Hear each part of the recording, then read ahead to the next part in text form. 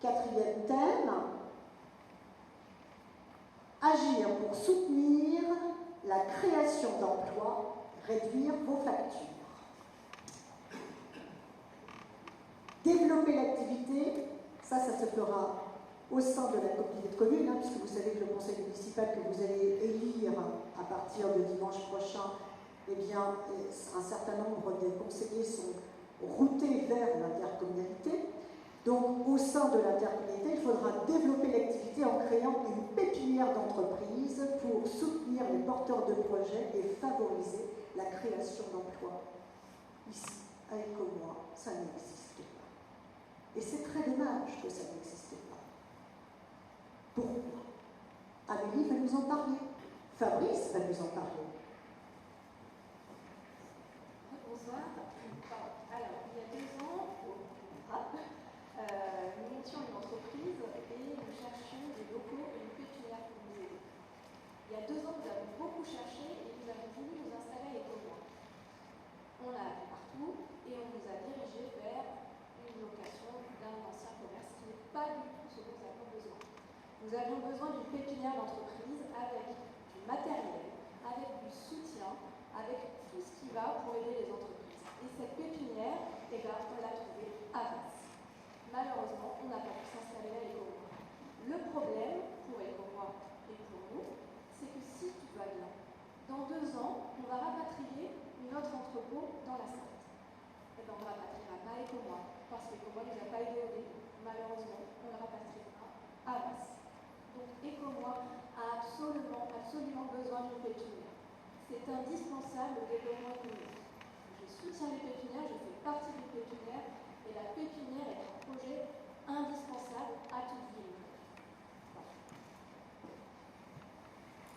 Vous savez, les grandes entreprises en France, il n'y en a pas comme ça, des grandes entreprises. Il n'y en a que 257 selon l'INSEE.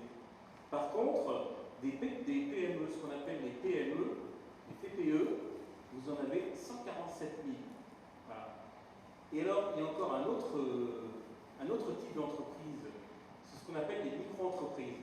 Ça peut être des auto-entrepreneurs qui démarrent leur activité et qui ensuite grandissent. Voilà. Alors, qu'est-ce qu'on cherche à Écomois? Est-ce qu'on va attirer une grande entreprise à votre avis? Le tissu industriel, il est plutôt en train de se déliter. Les grandes entreprises, elles partent, les grandes entreprises industrielles. On l'a bien vu ces dernières années. Ce qu'on peut essayer de faire à Écomois, c'est d'accueillir des nouvelles entreprises. Alors, je ne dis pas que ça n'a pas été fait dans les dernières années. On a l'exemple dans la revue économienne.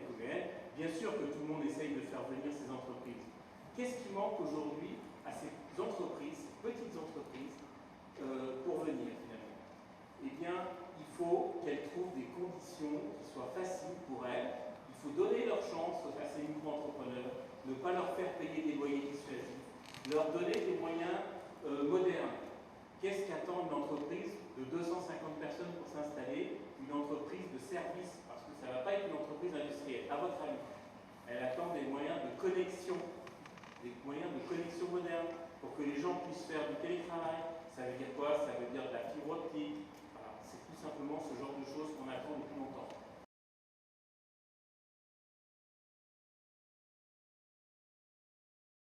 Donc essayons et mettons l'accent sur ces micro-entreprises qu'on va pouvoir développer, qui vont pouvoir grandir. Ces micro-entreprises, qu'est-ce qu'elles vont faire quand elles vont pouvoir recruter des salariés?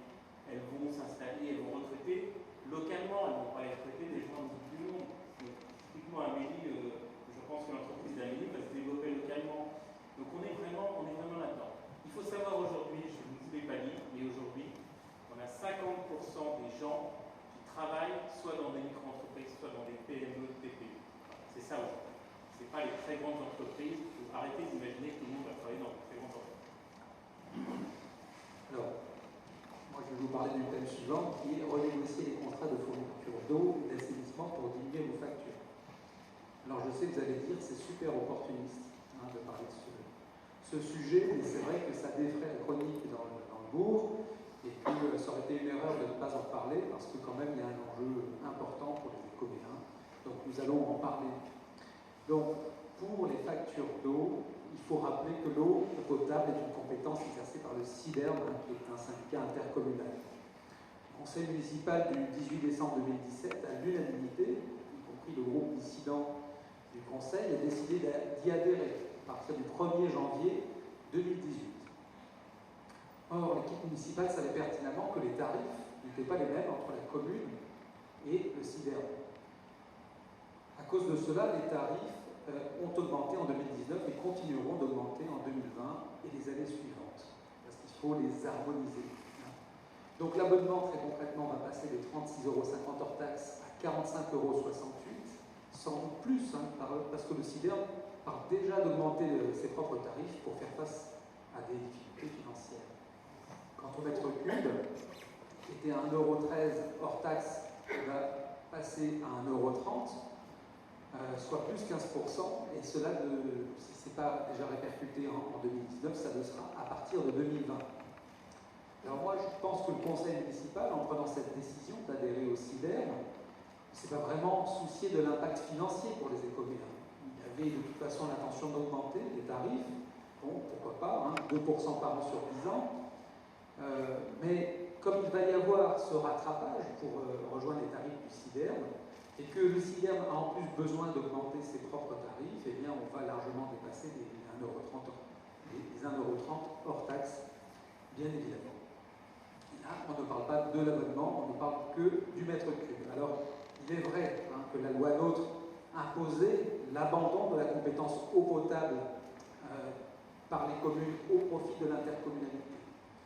Mais je dirais que cela a été fait avec au moins sans trop réfléchir, avec beaucoup de précipitation, pas vraiment de la concertation, notamment parce qu'à l'époque, la commune ne voulait pas devoir monter un nouveau marché pour la gestion des réseaux et de la station de pompage.